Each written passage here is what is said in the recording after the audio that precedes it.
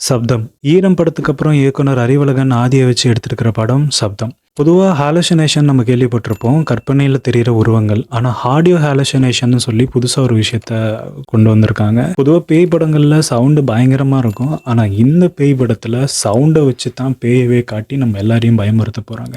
பொதுவா ஒரு ட்ரெய்லரோட தொடக்கத்துல யூஸ் ஹெட்ஃபோன்ஸ்ன்னு நம்ம போட்டு பார்த்துருப்போம். ஆனா இந்த ட்ரெய்லர்ல ஹெட்ஃபோன்ஸ் பயன்படுத்தாதீர், உங்க காதுகளை அது பாதிக்கும் அப்படின்னு சொல்லி போட்டிருக்காங்க. அப்ப தியேட்டர்ல யோசிச்சு பாருங்க நம்ம நிலைமையெல்லாம் எப்படி இருக்க போகுதுன்னு. அதாவது சவுண்ட வந்து அந்த அளவுக்கு மைன்யூட்டா அதுல ஆட் பண்ணி ரொம்ப பயங்கரமா பயமுறுத்த போறாங்க.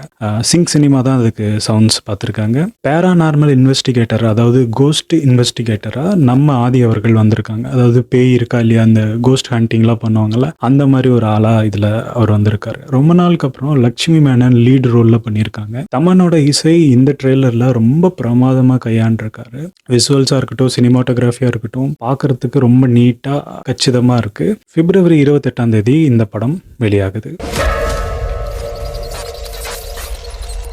வாழ்ற வாழ்க்கை சாகிற வரைக்கும் இல்லை, செத்துக்கு அப்புறம் ஒரு வாழ்க்கை இருக்கு.